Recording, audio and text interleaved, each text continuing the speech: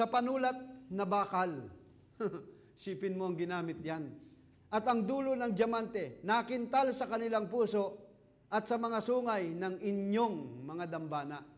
Ganon kalala ang kasalanan ni Judah. Grabe yung kanyang pagpapatutot na ginawa, na ikinagalit ng Diyos sa kanya.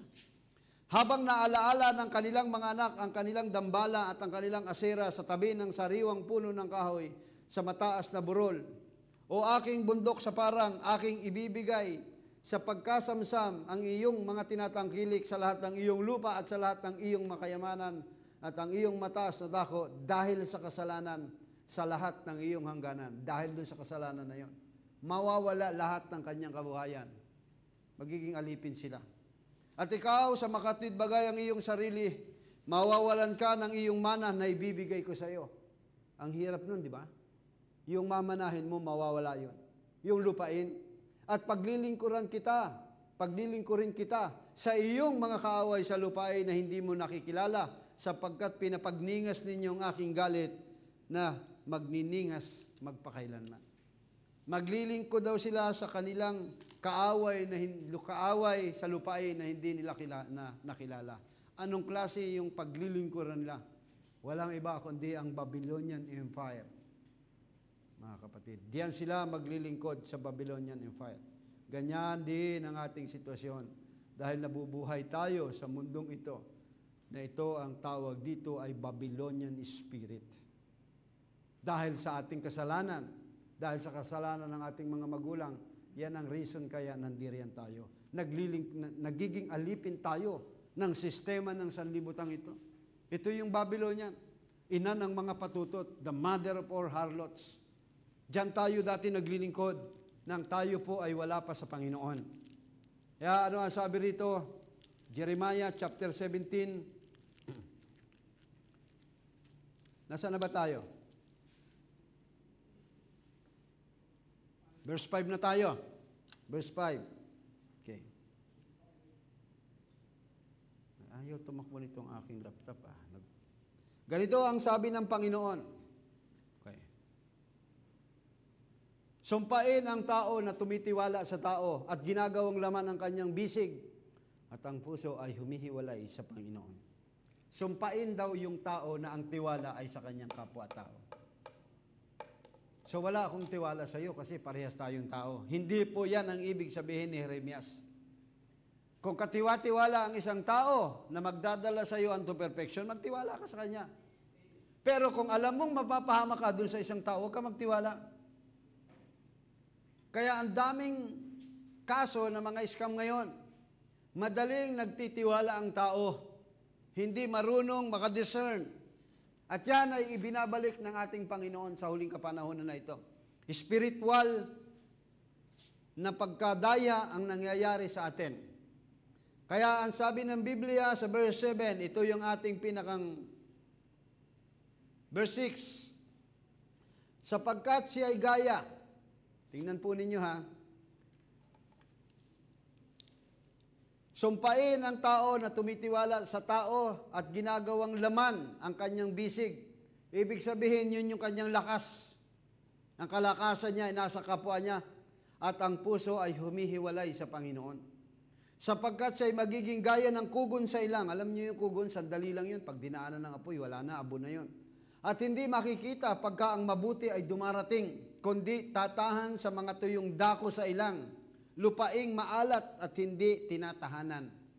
Yan po ang mangyayari, sabi niya, kapag ang iyong kalagayan, ang pagtitiwala mo ay sa kapwa-tao. Tatahan ka sa lupaing maalat na hindi tinatahanan. Mapalad ang tao na tumitiwala sa Panginoon at ang pag-asa ay ang Panginoon.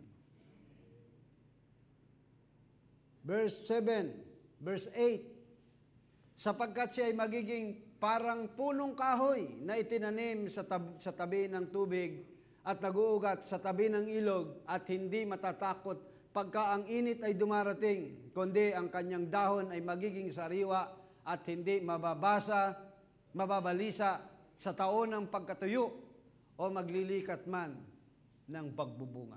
Mga kapatid, yan po dapat ang ating kalagayan. Na kahit dumating ang tag-init, hindi tayo dapat matakot dahil mananatili tayong sariwa. Ganito po ang sabi ng propeta ng Diyos sa kanyang mensahe, providing healing. God providing healing. Ang Diyos ang nagpo-provide ng kagalingan, naghahanda ng kagalingan. Ang sabi niya, kaya niyong kunin doon sa kwan? That's what's the matter. Medyo, kung ni Brother Branham kasi, yung grammar niya medyo, hindi siya gano'n nakapag-aral, kaya may mga gano'n siyang lingwahe. That's what's the matter with the church today. Yan daw ang kailangan ng iglesia ngayon. The water supply is cut off because of our grumbling and doubting. Nawawala raw, napuputol ang supply ng tubig dahil doon sa kaguluhan at sa pagdududa natin. Ang tinutukoy ay ang kabuuan ng iglesia. Ang tinutukoy ni Brother Branham, hindi lang ang kabuuan ng iglesia, kundi ang bawat individual na mananampalataya. Napuputol yung tubig. Sabi niya, cut off. The water is cut off because of grumbling and doubting. Sa oras na ikaw ay nagduda sa salita ng ating Panginoon, napuputol pala ito, yung supply. Kaya ang sabi niya, if you'll go into desert, you'll find that every bush that you come against will perhaps have thorns and stickers on it. So pag pumunta ka raw sa disyerto, makakasumpong ka ng punong kahoy ng bush. Ang bush na ito, ang height nito ay 5 to 6 feet. Ganun lamang siya. Pero sabi ni Brother Branham, ito yung kanyang kalagayan. Nagkakaroon siya ng thorns and stickers. Ano yon? May mga tinik daw siya. Because it raised in dry land without water. Kaya pala siya merong mga tinik. Sumisibol yung tinik sa kanya. Sumisibol ang dawag sa kanya. Dahil doon siya ipinanganak. Doon siya sumibol sa isang tuyong lupa na walang tubig. Pwede kang ipanganak pala ron. Di ba yun ang parabola sa Matthew chapter 7 about the 4 kinds of seed? That seed, inihasik ito mga kapatid, meron doon sa stony place. So, you'll take the same variety of bush and put in moisture, land of moisture, it be soft, because it gets plenty of water. Yung bush na yung punong kahoy na bush, mga kapatid, sa yung hanapin niyo yung quotation para at least masundan niyo ako. Sabi ni Brother Branham, dahil ipinanganak yan sa dry land, without water, ang sabi niya, normally, mayroon siyang tinik. Kaya kung kayo bilang isang mananampalataya, ipinanganak tayo, hindi sa salita ng Panginoon, hindi tayo hinubog sa salita ng Panginoon, matinik ka. Yan ang sabi ni Brother Branham. Pero kung ikaw ay isang kahoy, o yung bush na kahoy, sa Tagalog ay palungpong, ikaw ay nilagay sa land of moisture. Laging may tubig, laging mahihabog. It will be soft, malambot, because it gets plenty of water. And you take a church that always fusing in is doing about these days of miracles is past, just remember, they're in the desert and out of water. Sinasabi nila, yung church na yan, nagkakaroon ng fuse, pag-aalinlangan, lumipas na yung mga araw ng himala, sabi niya, they are in the desert and out of water. Yung mga taong hindi naniniwala raw sa himala, sabi niya, naalaala ko lamang, sabi ng propeta, sila ay nasa disyerto at walang tubig. Kasi dapat araw-araw ay gumagana ang himala sa atin. Mga kapatid, hindi nawawala yung himala. And a church that's loving and humble and flexible and feels that goes with the Word of God, remember, they're living by the fountain that never runs dry. Ang church daw na mapagmahal, mapagpakumbaba, flexible, kayang mag-adjust, and feel goes with the Word of God. Nararamdaman niya ang salita ng Panginoon. Sabi niya, remember, alalahanin niyo, they're living by the fountains. Nabubuhay sila sa fountains na kailanman ay hindi sila matutuyo. Ganyan daw ang kalagayan natin. Kaya dapat lagi tayong babad sa salita, sa tubig. Yan ang nagpapalambot sa atin. As the pantet broke in the water, my soul is longing unto thee. Yan ang sabi ni David. Na kung paano yung usa, pagkatapos ng siya'y masugatan, na gusto siyang lapain ng mga wild dogs, tatakbo agad siya sa batis at magbababad siya sa batis. Dahil alam niya yung tubig doon sa batis, yan ang kanyang magiging kagalingan. So ganun daw po ang kalagayan natin. Kailangan nating nakababad lagi sa tubig. Sabi ng verse 8, for he shall be as the tree planted by the waters, and that spreaded out her roots by a river, and shall not see when heat cometh, but her leaf shall be green, and shall not be careful in the years of drought, neither shall cease from yielding fruit. Hindi kailanman siya natatakot kahit dumating pa ang tagtuyot, kahit pa dumating ang taginit. At ito ang sabi ni Brother Branham, the trouble with Christian today. Ito yung problema ng mga Kristiyano sa ating panganahon. They do not realize what is provided for them. Hindi kailanman nila nare-realize, hindi nila naunawaan, hindi nila naiintindihan kung ano ang provide ng Diyos sa kanila. Many people doesn't realize that the great glories and power that provided for them.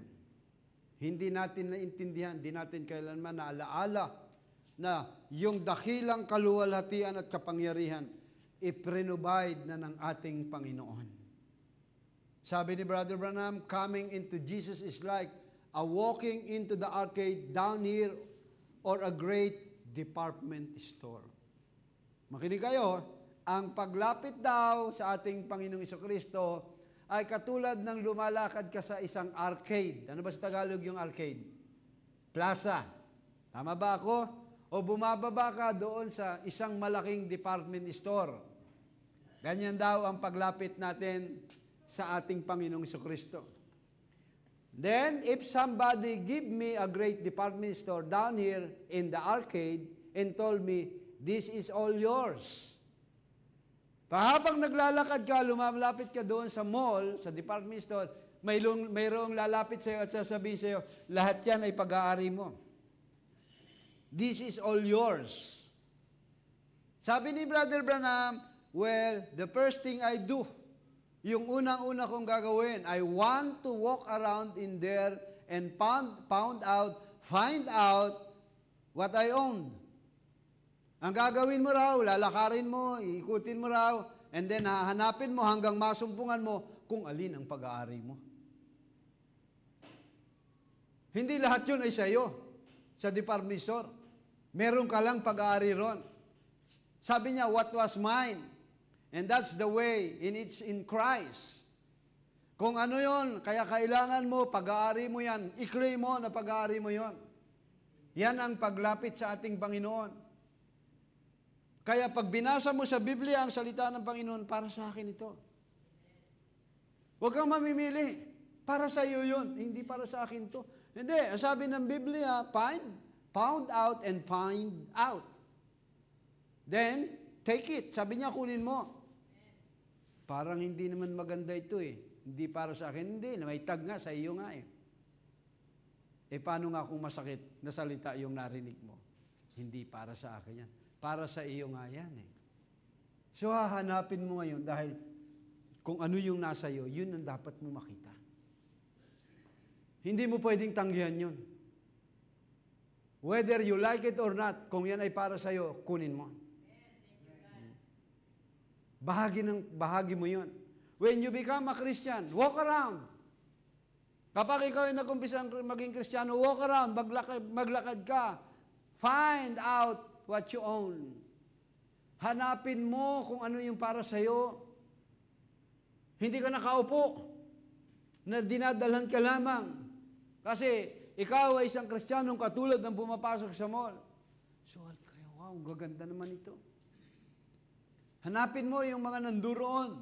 Akin ito ah. Diba, minsan may mga palaro, may mga pangalan ka rin. Oy, akin yan. Pag December, may nakapangalan ng regalo. Akin yan, huwag mong pakialman yan. Kunin mo yun. Pangit naman, sa inyo na lang.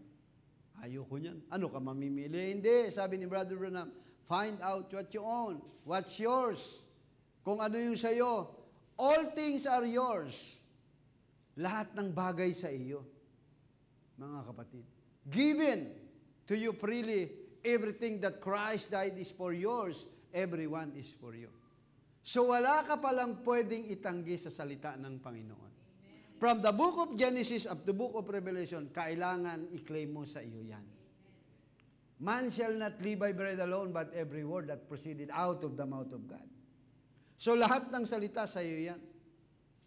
Mga kapatid, naalaala nyo yung babae na nagkasala? Si Mary Magdalene ang pangalan nun? Pakihanap nyo na lang. At sabi niya, sa batas ni Moses, nahuli sa pangangalo niya ang babaeng ito, kailangan siya batayin sa bato hanggang mamatay. Pero ang ginamit ni Kristo ay walang iba kundi ang salita ng Panginoon upang hatulan yung mapanghusgang henerasyon. Ano ang sabi ni Kristo? Ang sino mang walang kasalanan, siya ang maunang bumato. Find your own. At nung marinig nila ito, nasumpungan nilang makasalanan sila. Kaya binitawan nila yung kanilang bato. Sino sa atin dito ang walang kasalanan? Mga kapatid. Kung wala kayong kasalanan, pwede na tayong mamato.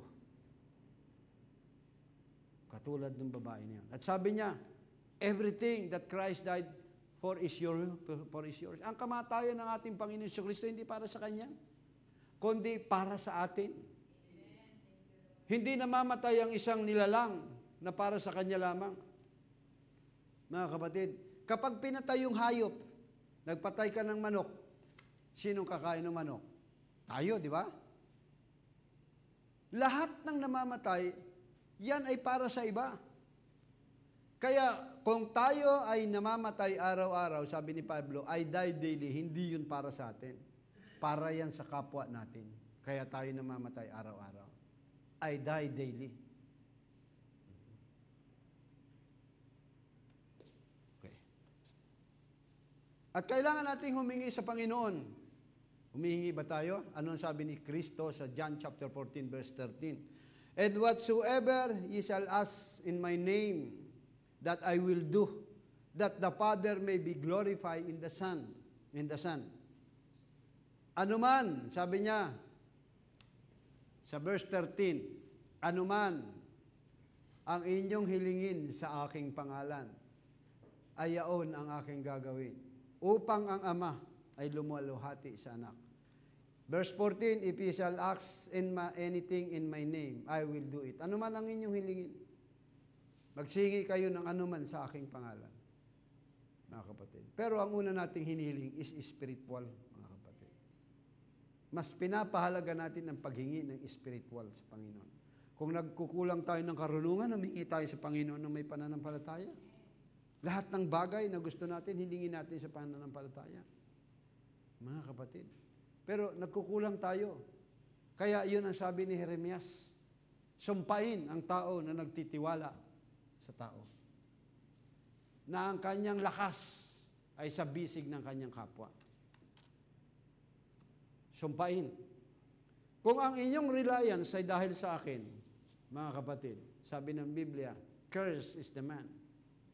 Kung wala na ako, aalis kayo, hindi na kayo magsisimba, curse is the man. Yun ang sabi ng Biblia. Kung halimbawa, wala na ang sinusundan mo, tapos ayaw mo, wala na kasi ganun. Sino ba ang tumawag sa iyo? Ang tao ba o ang Diyos? Ang Diyos ang tumawag sa iyo. Kung siya'y ayaw, ikaw magpatuloy ka. Dahil ang tumawag sa iyo ay ang Diyos. Sabi ng binasa natin kanina ni Brother Branham, He gave everything. So claim it, pound it, and then when you find out, claim it, sabi niya. Take it, kunin mo. Kaya, kahit nakikita mo na naglilingkod ka, unti-unting nangangawala yung mga nakasabahin mo, magpatuloy ka. Because at the end of the day, kanya-kanya ng pagsusulit tayo sa Panginoon. Simula nang ako ay maglingkod sa Panginoon, way back 2005, marami na ako nakasama. Mga kapatid. Pero nasaan ang mga iba? Yung iba ay nagpapatuloy sila, ang iba ay talagang totally nawala na. Pero pagdating ng panahon, magsusulit tayo sa Panginoon eh. Kanya-kanya tayo ng pagharap sa Panginoon. Hindi pwedeng sabihin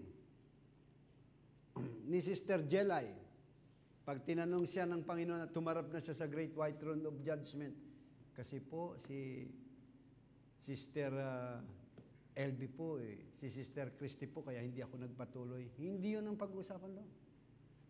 Mga kapatid. Dahil ikaw at si Kristo ang mayroong relasyon. Kailangan tuloy-tuloy ka. Kaya ano ang sabi ni David sa quotation ng propeta? David said, "Blessed is the man whose trust is in the Lord. Seated not in the seat of the scornful, walketh in the way of sinners, but his delight is in the law of the Lord, and he shall be like a tree that planted by the rivers of water." A tree planted by the rivers of water. Yan ang title natin. See, whatever he doeth, it shall prosper. He lives, will not fail. He will bring forth his fruit in season. Yan ang sinabi ni David. Yan ang kinote ng propeta. Basahin natin sa Psalms chapter 1, verse 1. Blessed is the man that walketh not in the counsel of ungodly, nor is standeth in the way of a sinner, nor sitteth in the seat of scornful. Ano ang sabi riyan? Mapalad ang tao na hindi lumalakad sa payo ng masama, ni tumatayo man sa daan ng mga makasalanan, ni nauupo man sa upuan ng mga manlilibak. Huwag kang uupo riyan. Ibig sabihin, hindi ka lalakad. Ang mapalad daw ang tao, hindi lumalakad sa payo ng masama. Ibig sabihin, kung ano ang pinapayo na masama sa iyo, ikapapahamak mo, huwag mo siyang papakinggan. Ni tumatayo ka sa daan ng makasalanan, nakikibahagi ka riyan, o umuupo ka sa mga manlilibak.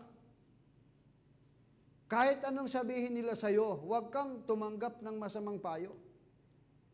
Kaya ang sabi ng verse 2, but his delight is in the law of the Lord, and is in his law that he meditate day and night. Kundi ang kanyang kasiyahan ay nasa kautusan ng Panginoon, the law of God, at sa kautusan niya ay nagbubulay-bulay siya araw at gabi. Tingnan mo ang mga tao, tingnan mo ang mga Kristiyano. Kung ano yung marinig, ayan ang nangyari sa denominasyon, kaya nagkaroon ng pagkakabahabagi. At nangyayari pa hanggang ngayon. Pero kung tayo, ang ating kagalakan, mga kapatid, ang ating kasiyahan ay sa kautusan ng ating Panginoon, at ang kautosang ito ay pinagbubulay-bulay natin sa araw at gabi. Yan ang utos. Joshua chapter 1 verse 8. Punta muna tayo sa Joshua chapter 1 verse 8. Nung ang bayang Israel ay patawid na sila o tumawid na sila doon sa ilog ng Jordan, inatangan ng utos si Joshua. Mga kapatid, tatawid na sila ng ilog ng Jordan. Inatangan si Joshua ng kautusan. Dahil dala niya ang bayan ng Diyos, ang bayang Israel, upang ipasok sa lupang pangako. Kaya nga, sa verse 7, puntahan mo muna, ito yung kanyang sinabi ng Panginoon, magpakalakas ka lamang at magpakatapang kang mabuti. Ang problema, mahina ka na, tapos duwag ka pa, hindi mo magagawa yan. Kailangan magpalakas ka, spiritual, at may katapangan kang harapin ang lahat ng klase ng maririnig mo. Magpakatapang na mabuti, isagawa mo ang ayon sa buong kautusan na iniutos sa iyo ni Moses na aking lingkod. Huwag kang liliko sa kanan o sa kaliwa, diretso ka lamang. Upang ikaw ay magtamo ng mabuting kawakasan saan ka man pumaroon. Ang aklat na ito ng kautusan ay huwag mahihiwalay sa iyong bibig. Yan ang sabi ng Panginoon. Kundi iyong pagbubulay-bulayin araw ng linggo. Amen? Hindi. Araw at gabi. Araw at gabi mo pagbubulay-bulayin ang salita ng Panginoon upang iyong masunod na gawin ayon sa lahat ng nakasulat dito. sapagkat kung magkagayoy, iyong pagiginhawahin ang iyong lakad, at kung magkagayoy, magtatamo ka ng mabuting kawakasan. Ang salita ng Diyos kailangan pinagbubulay-bulay araw at gabi. Meditation. Mahalaga yung pagmameditate. Majority, mga Kristiyanong naturingan, pero mas mahaba ang oras sa Facebook. Agree ba kayo dyan? Kahit matatanda na? Mas may panahon sa Facebook. At para sabihin ko sa inyo, ito'y katotohanan. Mas kilala nyo ang buong pagkatao ni Duterte, ni Bongbong Marcos, kumpara ang pagkatao ng ating Panginoon Jesucristo. Mas kilala nyo ang pagkatao ng artista kumpara sa ating Panginoon. Tama ba sinasabi ko? Alam na alam ninyo eh. Pero yung pagdating sa kabuuan ng pagkatao ng ating Panginoon Jesucristo, gaano natin kakilala ang ating Panginoon? Pag nagtanong nga, nag-aaral nga, wala makaimin eh. Kasi hindi nga kabisado, hindi nga alam.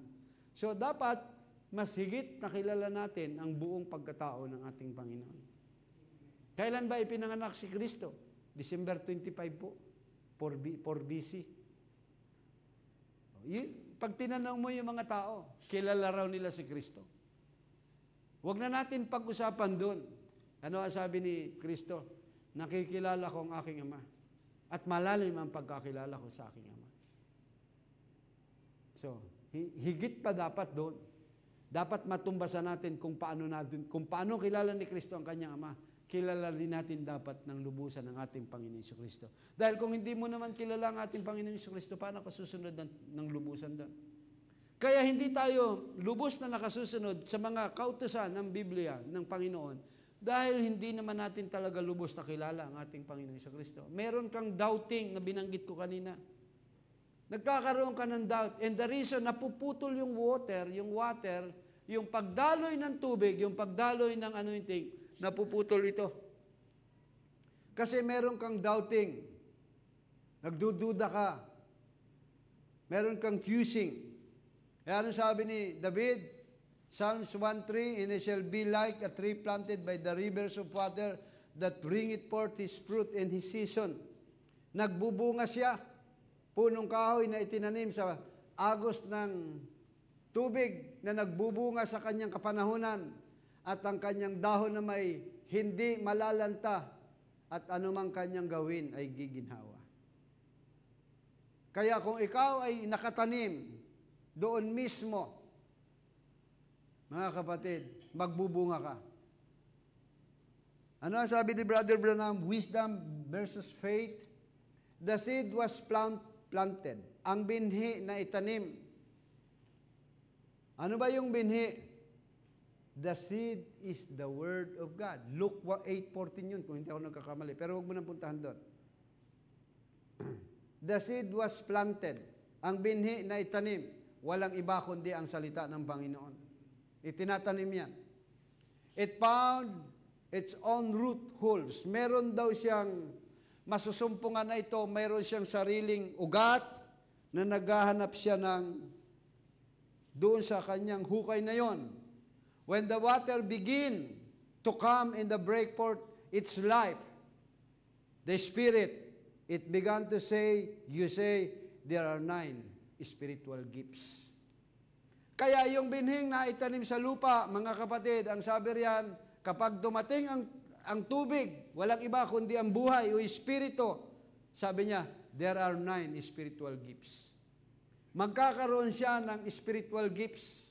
9 spiritual gifts. Nagkakaroon siya ng bunga. Kaya yung binhi na itinatanim din sa puso natin, hindi dapat ito namamatay. Kailangan ito'y nagbubunga, nagkakaroon ng 1 dahon, 2 dahon, hanggang gumana ang 9 spiritual gifts. 1 Corinthians chapter 12, verse 1 up to 12. Yan po yung 9 spiritual gifts na dapat sa loob ng iglesia o sa individual na mananampalataya, alam mo dapat yan kung ano ang kaloob na meron ka. 1 Corinthians 12, 1. 12:1 to 12. Yan. Ano ang sabi ni Pablo sa mga spiritual gifts na ito? tungkol sa mga kaloob ayon sa mga espiritu, ayon sa espiritu mga kapatid, hindi ko ibig na hindi kayo makaalam. Kaya sinasaysay ni Pablo sa iglesia ng Corinto, the house of correction, the church of correction. Pero kahit yan ganyan ang iglesia na yan, sila lang ang iglesyang nagnasa ng mga kaloob. Kaya kailangang isaayos ang mga kaloob na ito. Nagnanasa ba tayo na tumanggap ng spiritual gifts sa ating Panginoon? Nalalaman nyo ng kayo mga, diretso na tayo sa verse 4. Now, there are diversities of gifts, but the same Spirit. May iba't ibang kaloob, dapat iisang Espiritu. Ano po yung mga kaloob na yan? May iba't ibang paggawa, dapat iisang Diyos ang gumagawa sa lahat ng mga bagay sa lahat. Ang Diyos ang naghuhulma sa atin. Ang Diyos ang gumagawa sa atin. Kaya pag binasa mo riyan, merong espiritu ng karunungan, wisdom, knowledge. Yan yung gifts of the wisdom, gift of knowledge. Ano pa? Gifts of healing, gifts of miracles. Iba-ibang uri yan mga kapatid na dapat tinataglay ng isang mananampalataya. Kapag ikaw ay nakatanim sa isang malalim, ikaw ay nakatanim sa tabi ng ilog. Puntahan natin ang Revelation chapter. Puntahan muna natin sa Genesis chapter 3.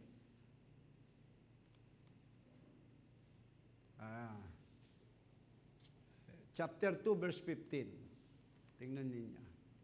Genesis 2:15. Merong dalawang punong kahoy yan eh. Yan. Ang sabi ng 2:15, at kinuha ng Panginoong Diyos ang lalaki at inilagay sa halamanan ng Eden upang kanyang alagaan at ingatan. Nung nilikha ang tao as a spirit, inilagay niya yung tripartite being ng tao. The composite of body, spirit, and soul. Tapos, ang ginawa niya ay inilagay niya doon sa halamanan ng Eden upang kanyang ingatan, upang kanyang alagaan. Paano niya alagaan ito? By the Word of God. Poproteksyonan niya ito. Nung nilikha yung tao, hindi katulad ng proseso natin. Nung nilikha si Adan, hindi katulad natin. By ipinanganak tayo. Si Adan, hindi. Malaki na siya. Kung ano siguro yung laki niya, halimbawa 5'6" siya o 5'7", ganun na siya kalaki. Iniingatan siya ng Panginoon. Nandun siya sa halamanan ng Eden. Ano ang ginagawa ni Adam doon sa halamanan ng Eden? Pag siya ay nagpapahinga doon sa kaparangan, nandun ang Panginoon. Nakahiga siya sa hita ng ating Panginoon. Nandiyan ang mga mababangis, hindi naman mababangis ang hayop nun. Iba't ibang uri ng hayop. Kasi lahat ng hayop na ito, si Adan ang nagpangalan. Sabi ng propeta, 2 milyong hayop ang pinangalanan ni Adan. Ganon katalino ang memory ni Adan. Because he is amateur God. Yan ang nawala sa atin. Wala na tayong wisdom, wala tayong knowledge. Nawala yung mga kaloob na yan sa atin. Pero, nung nanduroon sila, may iniutos ang Diyos sa kanila. Merong batas na mag-govern sa tao. Kay Adam. Si Eve, nasaan siya? Nasa sinapupunan pa. Hindi pa nauoperahan siya. Kaya sabi rin, iniutos ng Panginoon sa lalaki na sinasabi, sa lahat ng punong kahoy sa halamanan ay makakakain ka na may kalayaan. Lahat ng nanduroong punong kahoy ng bunga yan, abukado, bayabas, or what, lahat yan ay pwede mong kainin. Walang bunga ng punong kahoy noon na pwedeng makamatay sa iyo. Kung meron mang bunga ng punong kahoy ngayon na pwede mong kainin at ikaw ay mamamatay, dahil yan sa sumpa. Kahit nga ang lamok noon, hindi naman nakakadengge eh. Alam mo ba ang pagkain ng lamok? Dati, hindi dugo. Ang pagkain nila ay nectar. At kung kinagat ka ng lamok, babaeng lamok yun.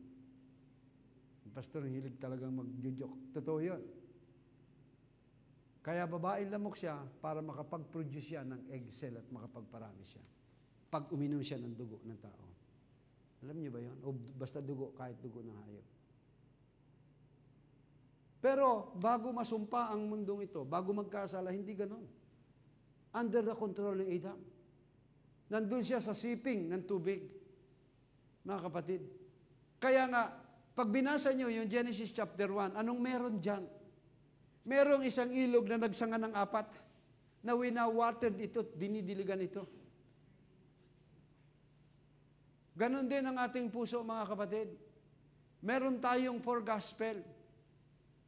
Alin yan? Matthew, Mark, Luke, and John. Na tumitipo riyan na ang daloy ay bumubuhos ang tubig. Tanong ko sa inyo, dinidevotion ba natin?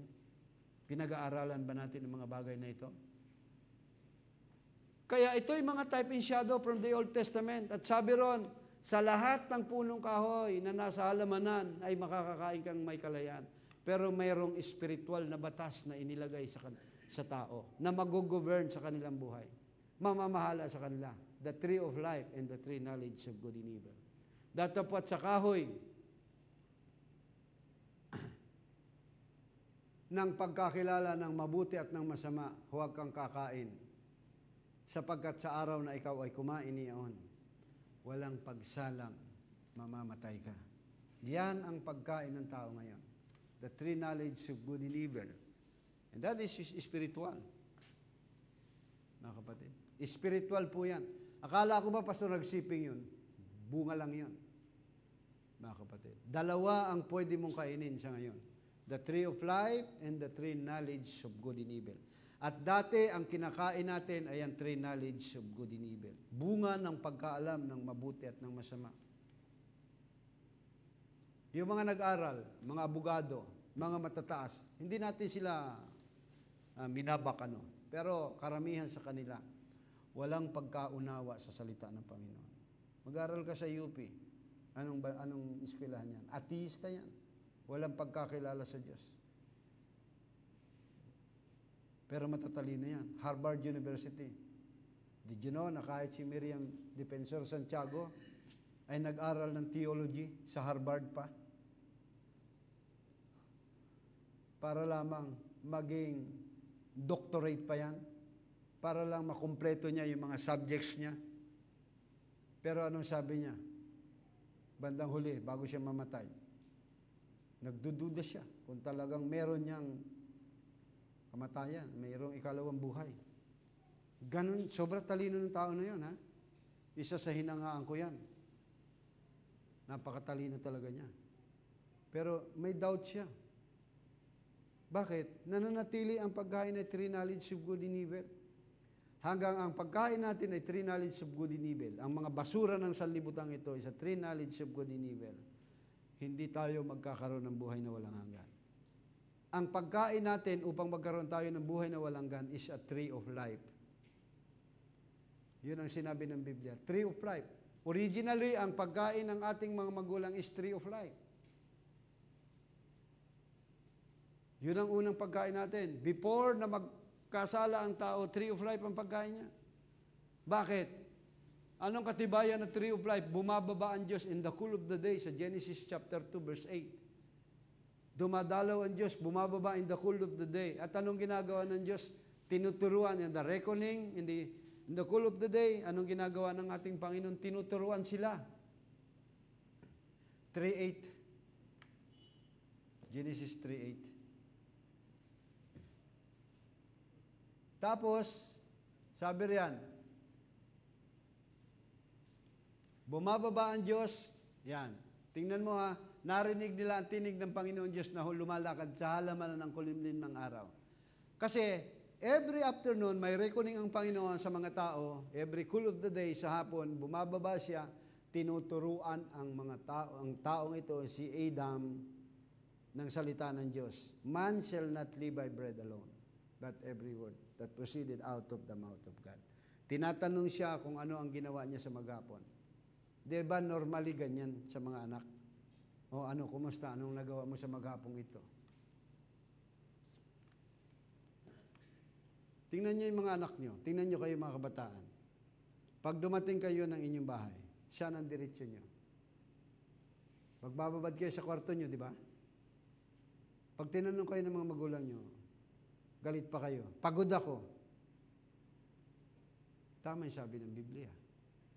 Darating ang panahon na mga bata ay masuwayin. Walang turing. Yan ang panahon niya. Dahil kahit kayo ay lumalaki na sa church at kayo ay tinawag na Kristiyano, hindi talaga totally kayo na itanim sa malalim na pundasyon. Kaya pag merong problema, bumabaliktad agad kayo.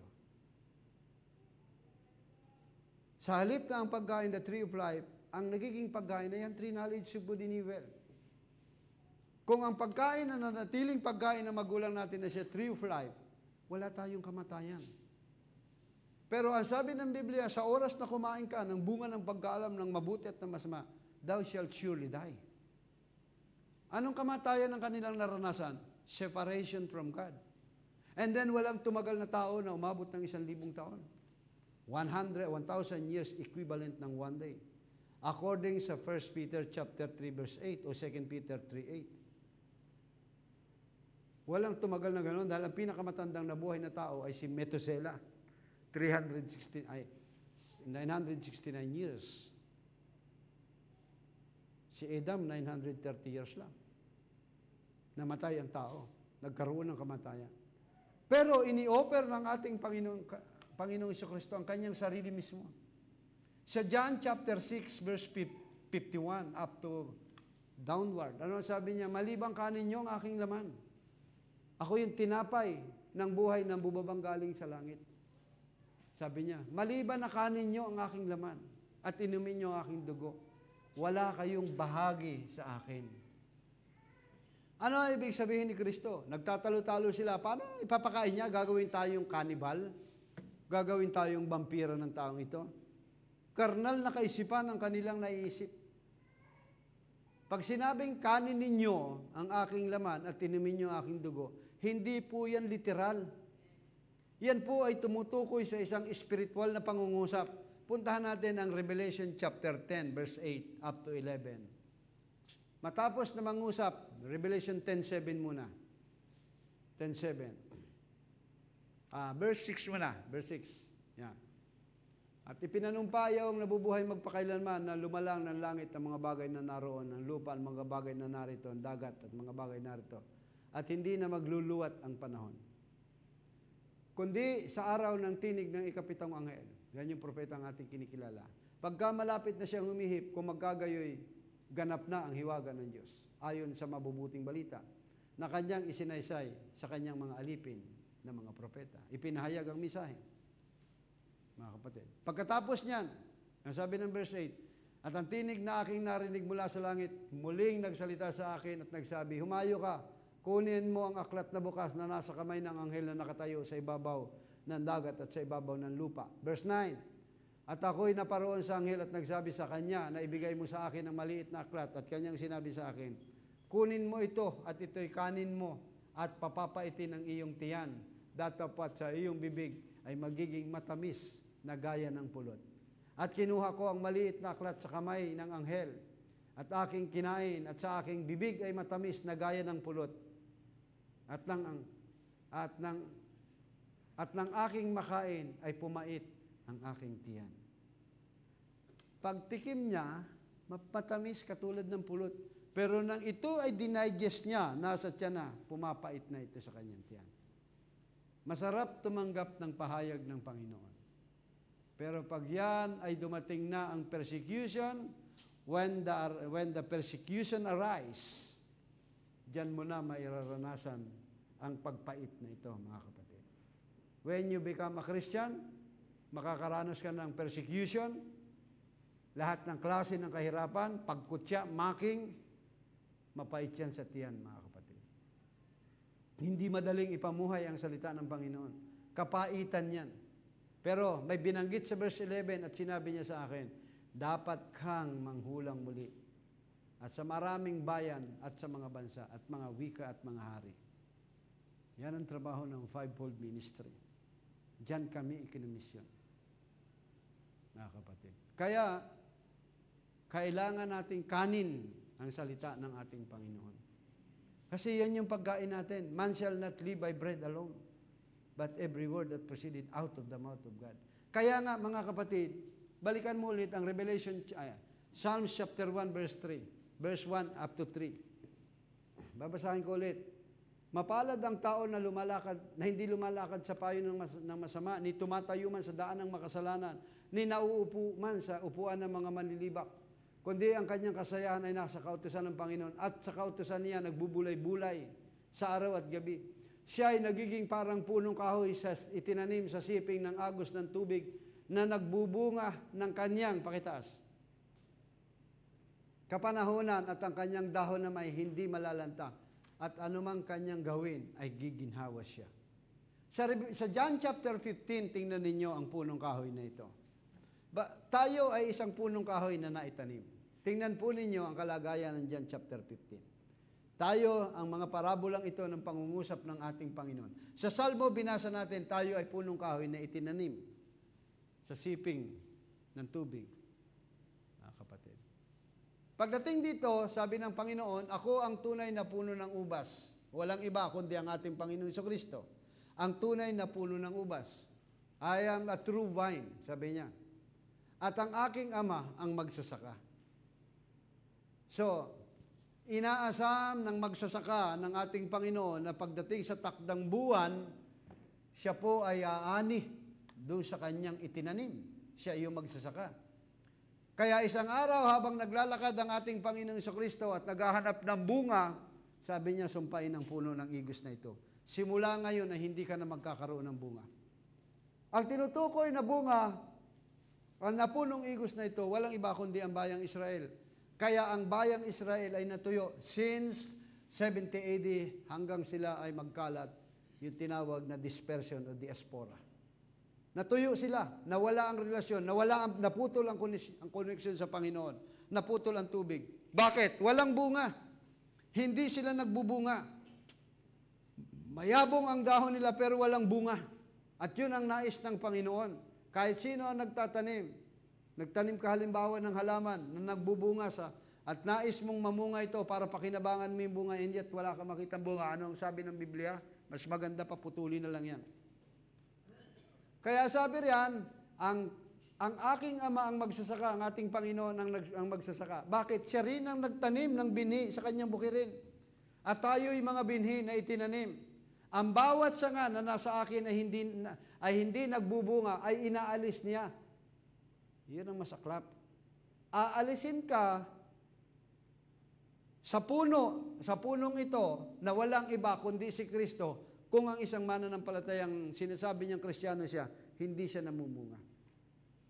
Hindi pwedeng hindi ka mamumunga. Anong saysay mo doon sa puno na yon? Ikaw ay isang palamuti ka lamang, pampasikip ka lang, aalisin ka ng Panginoon. At sabi ng Biblia, at ang bawat sanga na namumunga ay nililinis niya upang lalong magbunga. Kaya ka nililinis ng Panginoon, inaalis yung mga sanga-sanga sa iyo, yung nakakasagabal sa iyo, gusto ng Panginoon magbunga ka. Mga kapatid. Masakit yun, di ba? Bilang isang puno, isang akaron, tatanggalan ng sanga, tatanggalin yung mga tuyong sanga sa iyo. Pag pinutol mo yung sangang tuyo, maingay yun, di ba? Anong ginagawa ron? Ipinapanggatong yun, at yun ang pakinabang doon. Panggatong. Kaya, tayo nililinis ng Panginoon. Yan ang gusto ng Panginoon sa atin. Malinis tayo para magbunga tayo. Kinakapon doon sa mga halaman para magkaroon siya ng mas maraming bunga.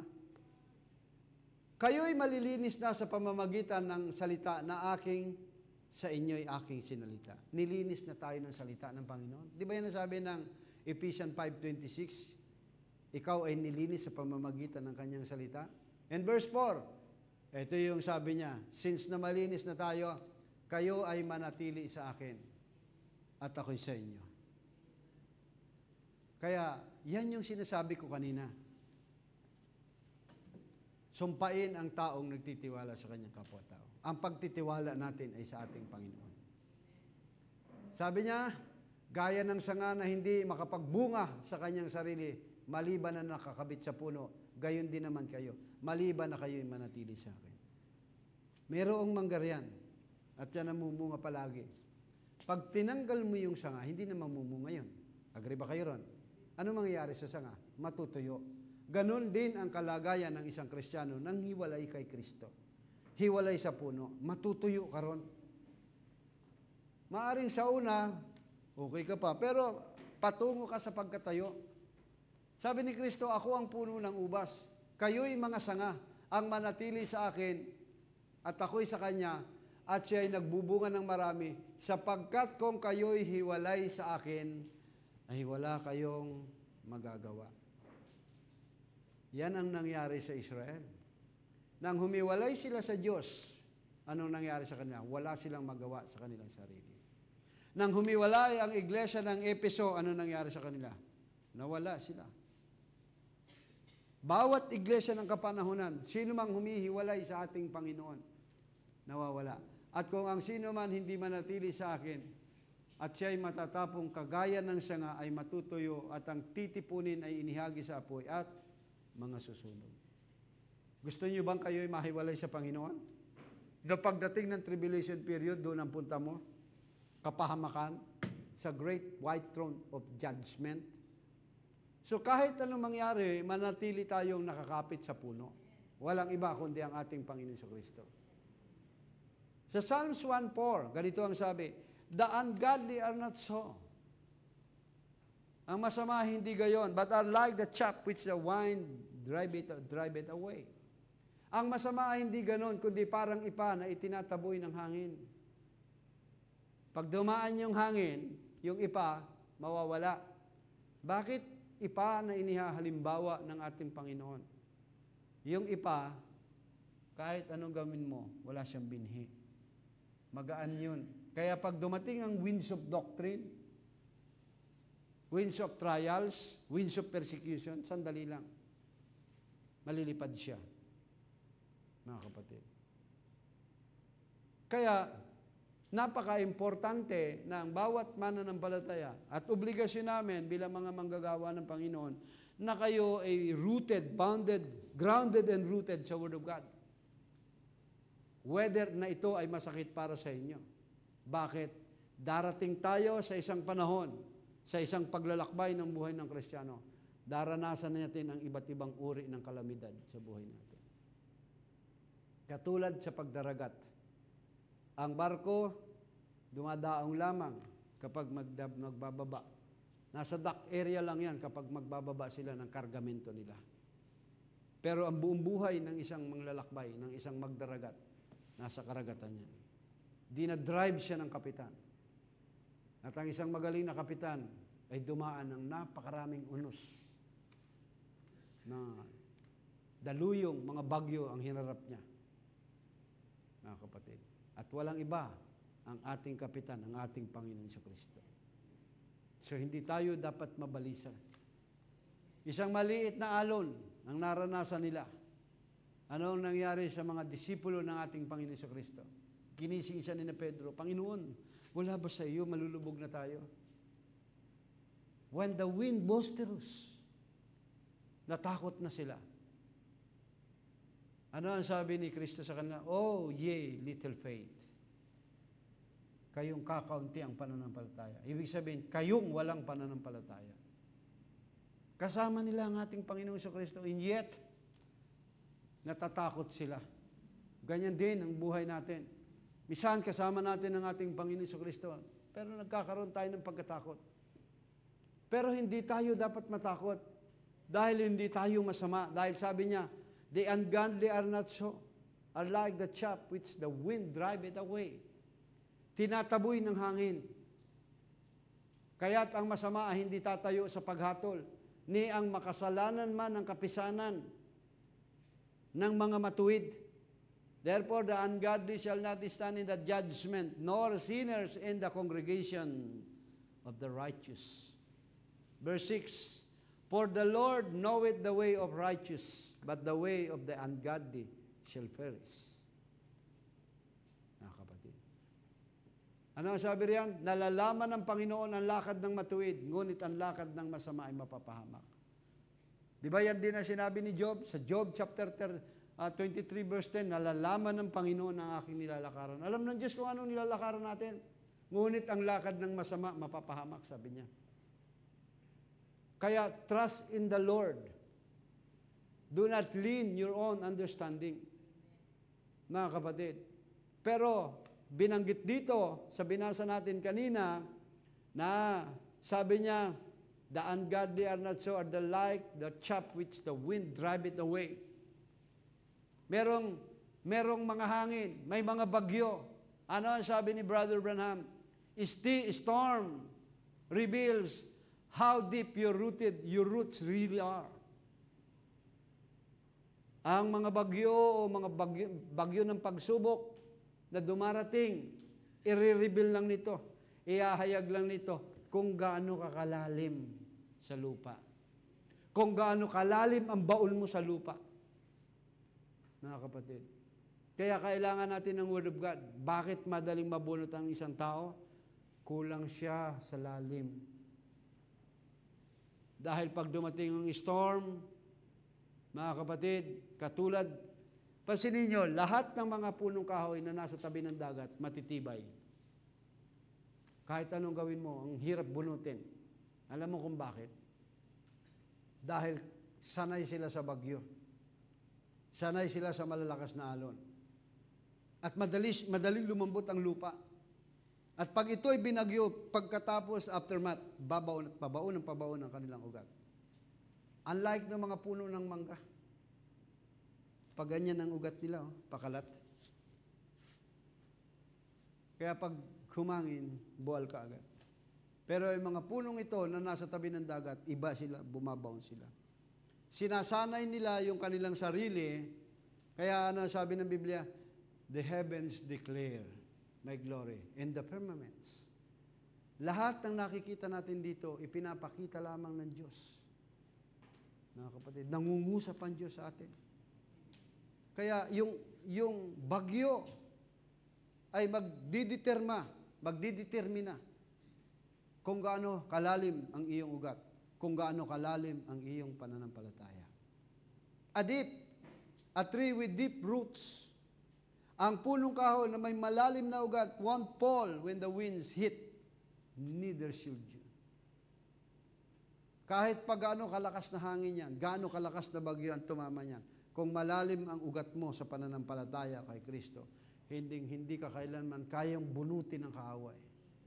Yan ang sabi ni Kristo, hindi kailanman mahuhugot, never pluck the sheep. Kaya your faith, mga kapatid, roots much go deeper than your feelings.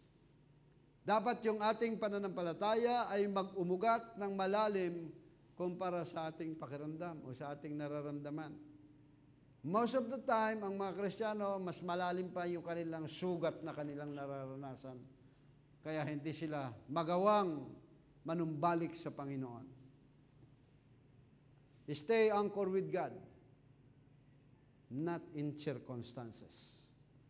Mananatili kayo na nakaangkla sa Panginoon. Hindi dahil doon sa mga circumstansya na ating mga hinaharap. Manatili kayo ayon sa salita ng Panginoon. Kaya nga mayroong fivefold ministry na naghahayag. Dahil ang mga kaloob ng mga pinagkaloob ito sa limang lupi ng ministeryo, ang purpose niyan ay palalimin ang kongregasyon. Ephesians 4:11, puntahan muna natin. Ano sabi ng Ephesians 4:11? Pakilagay nga sa English. And He gave some apostles and prophets, and evangelists, and some pastors and teachers. Hindi naghihiwalay ang dalawang kaloob ng pastors and teachers. Dahil hindi lamang pwedeng pastor, kung siya'y tinawag na pastor sa loob ng iglesia, kailangan may kaloob siya ng teachers, ng teacher, tagapagturo. Kasi ang trabaho ng teacher is rooted. Palalimin ang relasyon kay Kristo. Yan ang trabaho ng teacher. Kaya, nandun yan, pastor and teacher. mga kapatid. Kung ang teacher, dapat may kaloob pa siyang pastor. Ang pastor may kaloob ng teachers. Interchangeable. Kasi kung pastor lang, tapos wala siyang kaloob ng pagtuturo, ng pagpapalalim ng salita ng Panginoon, marami kayo. Pero pag dumahan ang bagyo, maraming lilipad sa inyo. Ganon din ang pananampalataya, mga kapatid. Hindi ako humahanga sa napakararami. Hindi rin ako nainggit.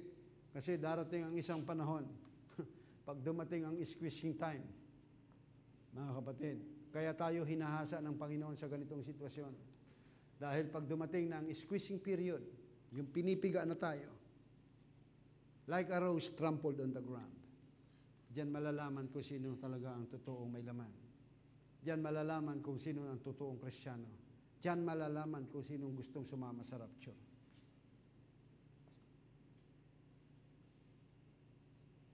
When our church is closed, ay, salamat, nakapagpahinga rin tayo. Praise the Lord. O baka sabihin mong nagpa-practice na po kami, kaya sa bahay-bahay na lang muna kami. Hindi pa panahon yun. Dahil ang mga tunay na anak ng Diyos, mananatili pa rin ang fellowship. Kapatid, patago-tago na lang ang ating gawain. Katulad ng unang iglesia. Nagkaroon ng pandemic, mga kapatid, noong panahon ng pandemic, hindi tayo, mabuti yung mga pastor sa probinsya. Malaya sila nakapagdadaos, pero majority dito sa Kalipunan ito, bihirang-bihira ang nakakarating. Alam nyo, kung hindi lang si Sister Richie nahulog, noong mga panahon ng pandemic, pupunta yun sa bahay. Karoon lang kami ng ang gawain, dalawa ni Jelay. Hindi yan tumigil, Sister Richie. Hindi lang siya nagkaroon ng karamdaman. Pero kahit nagkaroon ng karamdaman, makita niyo tuloy-tuloy pa rin siya. Bakit? Rooted siya eh. Malalim ang kanyang relasyon sa Panginoon. Dahil kung pag-uusapan din lang naman, wala pa yung isang kutsara, pinatak niyang luha. Pero sabi niya, baldi-balding luha rin yung inubos niya. Nanatili yan. Di ba, Sister Jelay? Rooted yan eh. Kaya yung ating pananampalataya, rooted, mas good differ than our feelings. Hindi lang sa pakiramdam natin dapat. Mas malalim yung pananampalataya. Manatili tayong nakaangkla sa Panginoon. Paano gagawin natin? Dig deeper in prayer. Mas malalim ang ating ugnayan sa Panginoon. Manalangin palagi tayo. Stay planted in the Word. Mga kapatid, manatili tayo nakatanim sa salita ng ating Panginoon. Ano man ang dumating, ano man ang impluensya. Kaya sabi ng Psalms chapter 1 verse 1, mapalad ang tao na hindi, umuupo sa kalipunan ng makasalanan. Okay, pabalikan mo ulit. At ika, babasahin ko muna ulit yan. Ano ang trabaho ng 5 lupi ng ministeryo? For the perfecting of the saints. Banal na okay, sandali ha. Saints, pag sinabing saints sa Tagalog, banal. Pero kailangan pa ninyo ng masakdal. Kailangan nating masakdal. Banal na tayo. For the work of the ministry, for the edifying of the body of Christ. Buong katawan ni Kristo yan. To edify. Till we all come. May hangganan siya. Till we all come. And the unity of the faith. Yan, yung aming grupong Unity of the Faith. Bukas meron kaming ministers meeting sa Taguig. Unity of the faith. And of the knowledge of the Son of God, unto the perfect man, unto the measure of the stature of the fullness of Christ. Verse 14. That we henceforth be no more children. Yan ang purpose, mga kapatid, ng 5 lupi ng ministeryo. Para hindi kayo parang batang hinahapay-hapay magkaroon kabit-kabila. Katulad ng mga disipulo ni John the Baptist, pumunta sila kay Kristo. Anong hinahanap nyo? Isang tambong inuugoy-ugoy ng hangin? O nadaramnatan ng magagarang damit? Wala yun dito, nandun yun sa palasyo. Sabi ni Pablo, that we henceforth no more children, tos and pro. Pagbata, ganun talaga. Tos and pro. And carried every wind of doctrine. Kaya yun yung hangin na binanggit na kanina. May wind of doctrine by the sleight of man and cunning craftiness whereby they light in way to deceive. But speaking the truth in love may grow up into him in all things which is the head, even Christ. Verse 16, for whom the whole body fitly joined together and compacted by what that which every joint supplieth according to the effectual working of the measure of every part. May sukat ang bawat isa sa atin. Make it increase of the body unto the edifying of itself in love. May sukat ang bawat isa sa atin. Compacted. Ibig sabihin, tingnan mo yung buong katawan ko. Yung mga ligaments ko. Walang pagitan yung leg, ano? Wala. Buo yan, diretso yan. From head to toe. Ganun dapat ang katawan ni Kristo. Dahil hindi kailangan ng demonyo na malaking butas. Kailangan ng demonyo, maliit lang sinlaki ng butas ng karayon. Sapat yun para makapasok siya. At ganun lamang ang ginamit niya kay Eve. Isang maliit na butas. Kaya dumating ang kamatayan sa sangkatauhan. Maging sa barko, isang maliit na butas, tapos hindi pinapansin na may pumapasok na sinlaki lang ng butas ng karayan. Eventually, yung barko mag-sink in yan sa dagat. Sa buhay natin, ganon. Kaya kung may maliit kang nakikita sa butas mo, tapalan mo. Huwag mo hayaang lumaki. Darating ang oras, lulubog yan. Kung may galit ka sa kapatid mo, alisin mo kaagad. Darating ang panahon, mamumuhi ka na.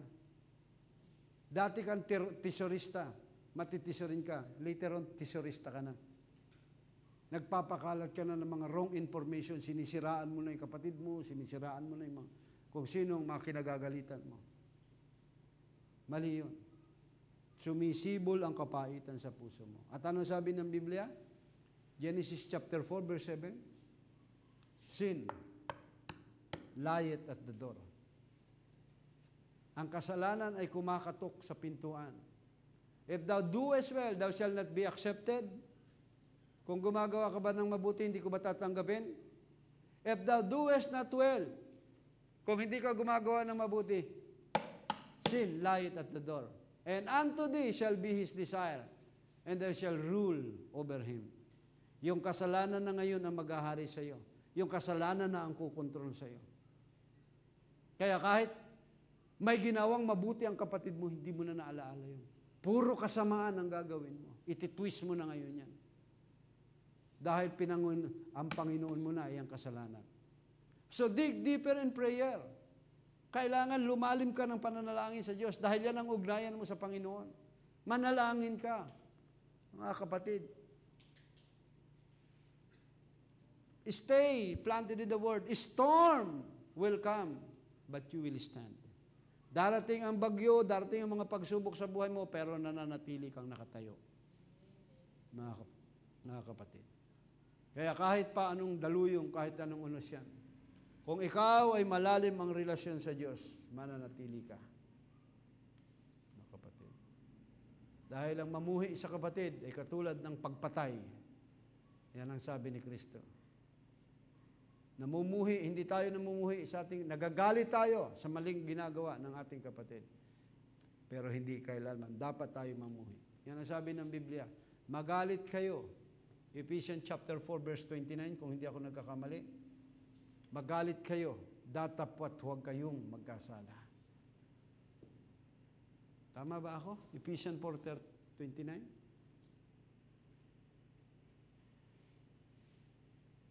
Okay, mali. Verse 25. Pakilagay sa Tagalog. Yan, verse 26. Kayo'y mga galit, huwag kayong magkasala. Huwag lumubog ang araw sa inyong galit. Galit na galit si Sister LB. 5:45. 5:50 ang lubog ng araw.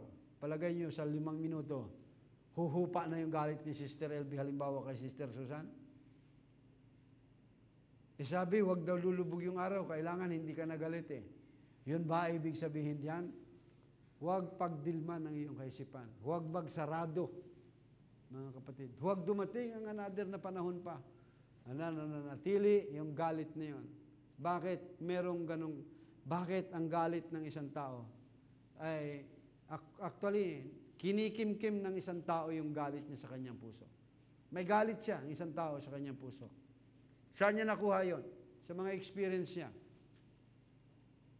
Base sa mga pag-aaral ng mga psychologists, bakit nakagagawa yung mga tao ng ganon?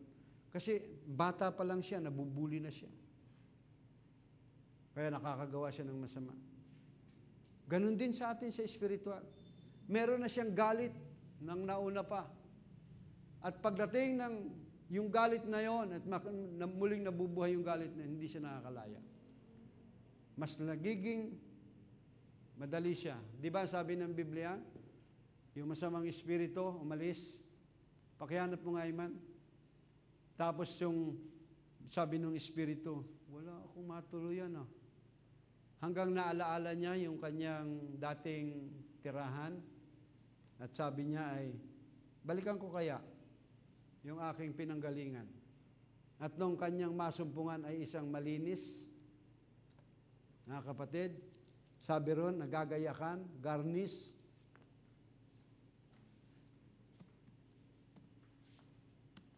Okay.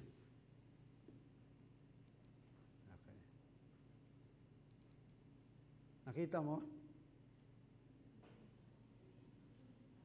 Habang siya ay naglalakbay, sabi niya, at pagkatapos ay nakita niya at siya ay nag-aya ng 7.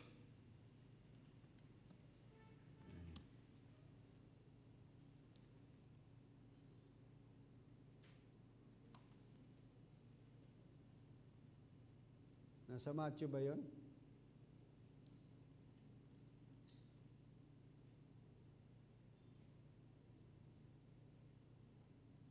Yung masamang espiritu.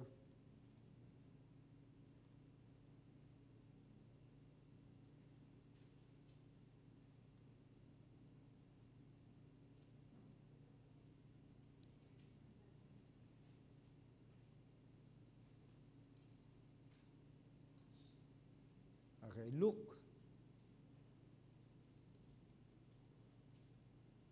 Okay.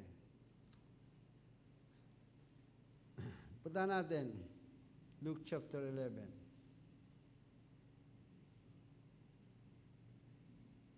Verse 24. When the unclean spirit is gone out, dito na tayo magtatapos, out of the man. Yung masamang espiritu, Luke 11:24. When the unclean spirit is gone out of a man, he walketh through dry places, seeking rest, and finding none. He saith, I will return unto my house, whence I came out. Yung masamang espiritu, yung karumal-dumal na espiritu, lumabas doon sa katawan ng isang tao. Pinalaya na ni Kristo yan eh. Pero, itong masamang espiritong ito, naglalakad siya, sabi niya, lumalakad sa dakong walang tubig, na humahanap ng kapahingahan. At pagka hindi makasumpong ay sinasabing, babalik ako sa aking bahay na nilabasan ko. Alam mo yung mga espiritu, paborito nilang tirhan, simula nang mahulog yung mga yan, mga fallen angel yan. Ang paborito nilang tirhan, walang iba kundi tao. Bukod sa tao, paborito nilang tirhan ay mga hayop, mga kapatid. Kaya may pinalaya si Kristo, yung 2,000 na baboy, lumipat yung masamang espiritu. Mga kapatid. At sabi rito,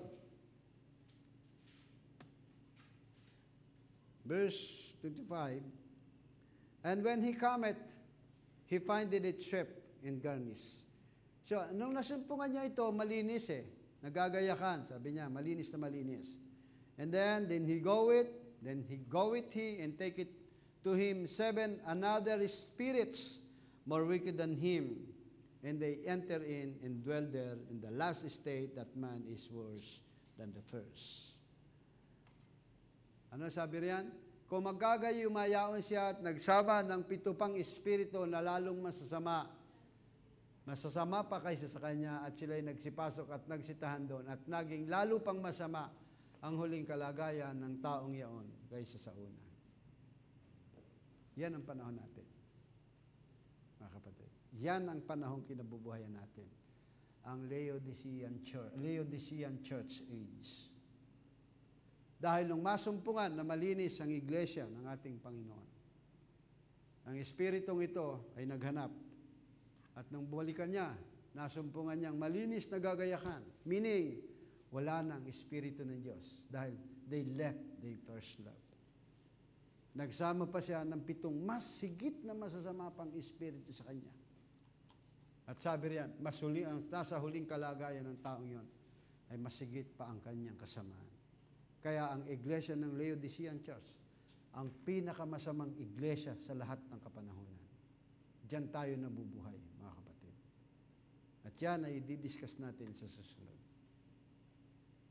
Kaya nawa, mga kapatid, tayo ay katulad ng isang punong kahoy. Huling talata, Revelation chapter 22. Total, late naman kayong dumating eh. Kaya tama lang na malitin tayo. Revelation 22, at ipinakita niya sa akin.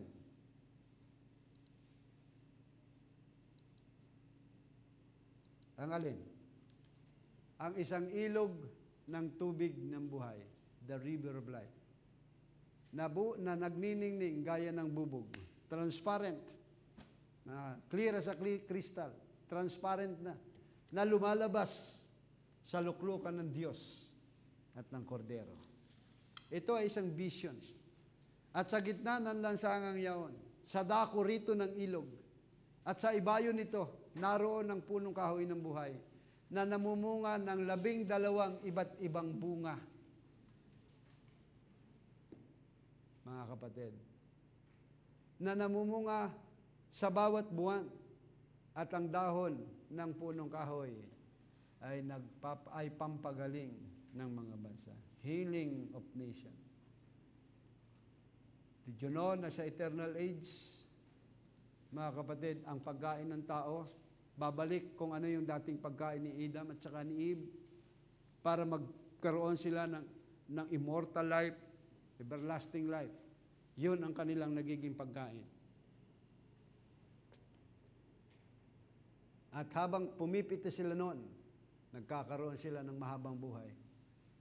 Yung mortal people sa millennium na magpaparami, darating sila sa panahon ng eternal age, at habang kumakain sila, nagkakaroon sila ng immortal life. Samantalang tayo, habang kinakain natin si Kristo sa inyong salita, meron tayong buhay na walang hanggan. At tayo yan. Tayo yung mga punong kahoy na yan that healing all nations. Kung doon sa panahon na yan, tayo ay kagalingan sa mga bansa for the healing of nations, dito pa lamang dapat kagalingan na ang bawat isa sa atin. Kaya inaalis yung mga sanga sa buhay natin, mga pangit na hindi nagbubunga upang tayo ay maging kagalingan, mga kapatid. Fellowship is the healing of nation. Dahil yung dahon ay sumisimbolo ng fellowship. Ano gusto mo? Umiwalay ka sa puno, sa Panginoon, mawawalan ka ng fellowship sa Panginoon. Manatili ka para may fellowship ka sa Panginoon. Para maging kagaling ka.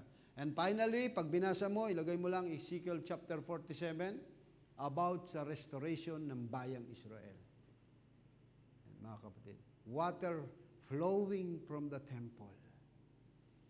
Hanggang bukong-bukong, hanggang tuhod, hanggang baywang, pagkatapos, hindi ka na ngayon, lubog ka na, hindi lumalangoy ka na, para mo lang matawiran niya. Ibig sabihin, kailangan mong malubog sa salita, mapuspos ng banal na Espiritu Santo. At yan po, water flowing from the temple. From the temple, pagbaba ni Kristo dito sa lupa, magkakaroon, bago pa lamang bumababa, kasama ang kanyang laksa-laksang banal, according sa Revelation chapter 19. Ang mundong ito'y nililiglig ng matinding paglindol. Ang sabi ng Book of Isaiah, nakita niyang nagwawabol ang mundo. Ibig sabihin, parang taong lasing. Nakakita kayo ng taong lasing pag lumalakad? Ha? Pagiwang-giwang, ganun ang mundong ito. Dahil yung perpendicular axis ng mundo tagilid. Kaya dapat dating 360, perfect. Naging 365 and 1/4. Kailangan i-restore. Ibabalik siya sa original na kalagayan. Dahil nangyari yan in the time of flood of Noah. Ibabalik ngayon doon sa tamang perpendicular axis. Ngayon, bakit nililindol tayo ng mga pagsubok ng buhay natin? To restore the image and likeness of God sa buhay natin. Ibinabalik tayo ron sa dating kalagayan. Kaya meron tayong mga pagsubok, may paglindol. Pero itong mundong ito, natutubusin ng Panginoon. Makakaranas siya ng matinding paglindol habang bumababa ang ating Panginoong Jesucristo rito sa lupa. At pagbaba niya, biyak ang lupa, iwawater ng desert, lalabas ang 4 rivers, Gihon, Pison, Hiddekel, and Euphrates. Pagbaba ni Kristo sa puso mo. Out, sabi ng Biblia, out of the throne shall, ano yun? Dadaloy ang tubig buhat sa trono.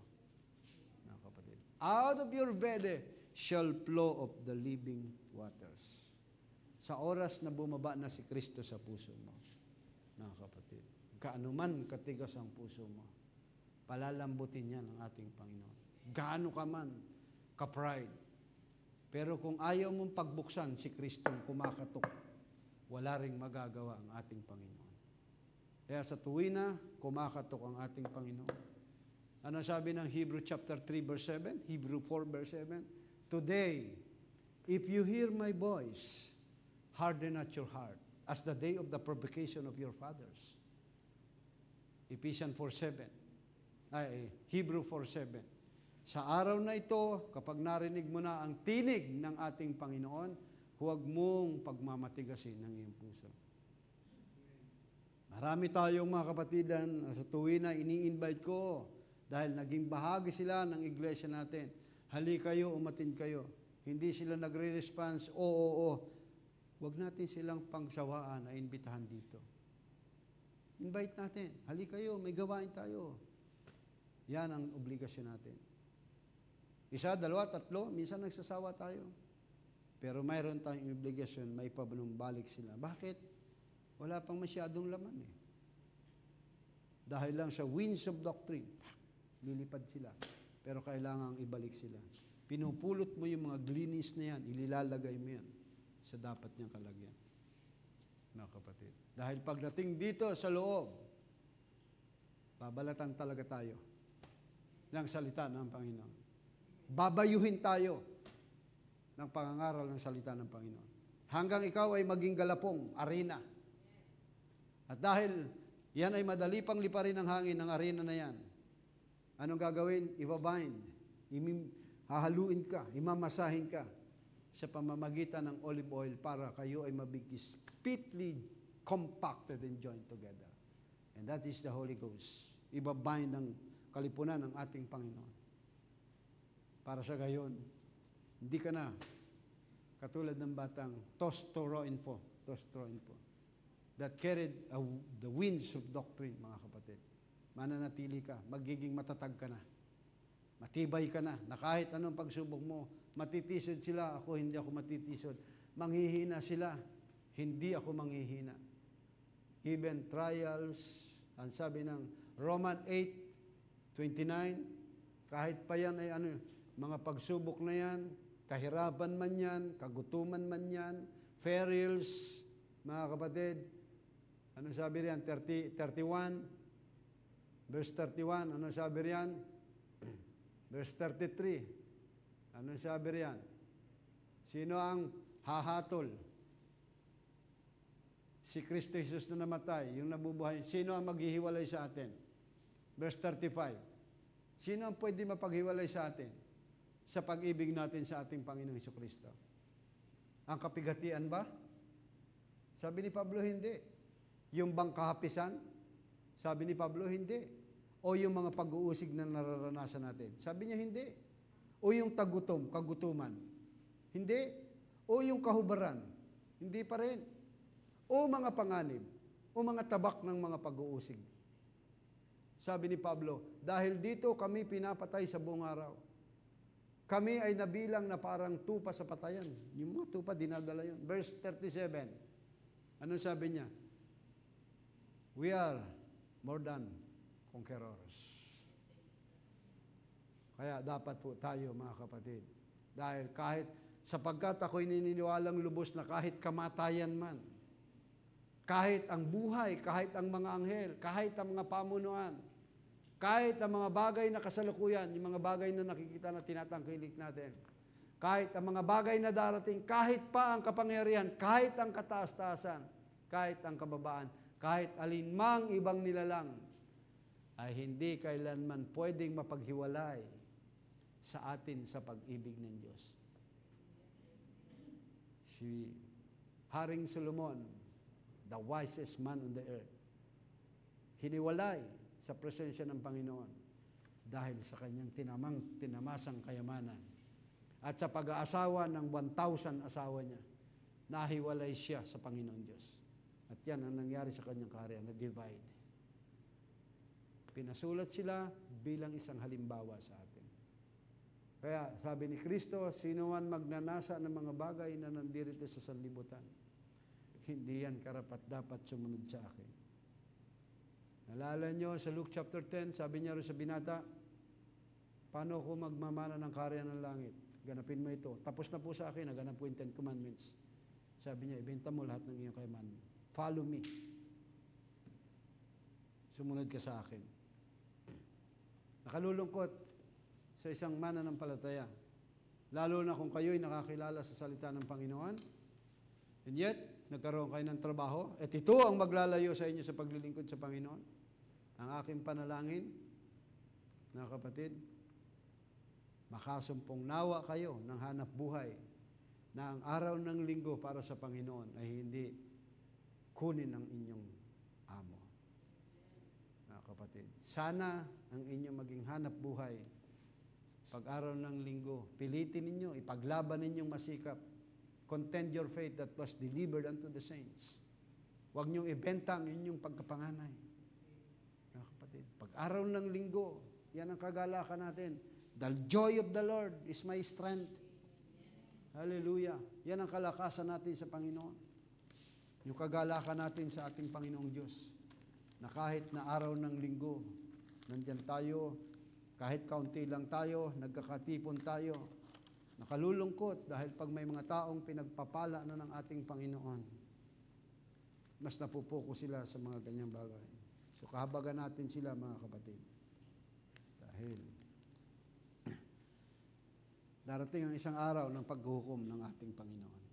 So, tayong lahat, inaayahan kong tayo tumayo. Umawit muna tayo sa Panginoon. Awitin natin ang Amazing Grace. Mga kapatid.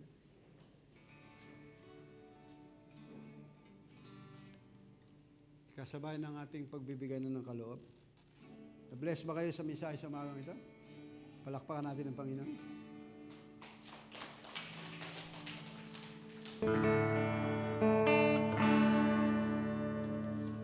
Praise, hallelujah.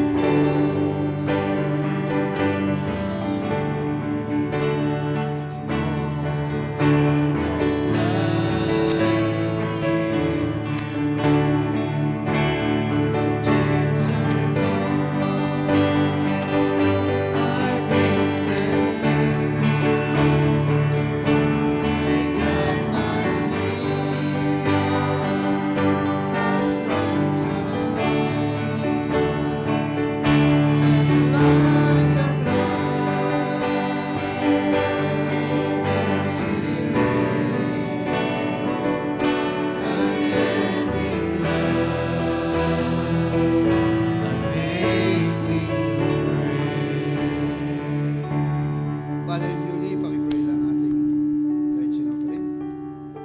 Pakipray.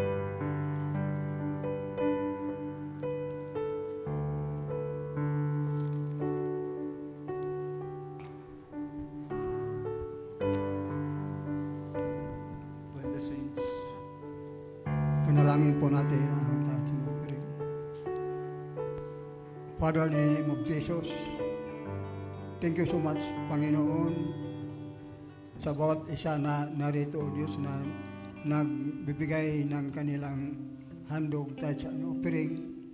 Pagpalain mo ang bawat isa, Lord, na lubos pang lumaganap ang kanilang pangkabuhayan, O Diyos, o lumago.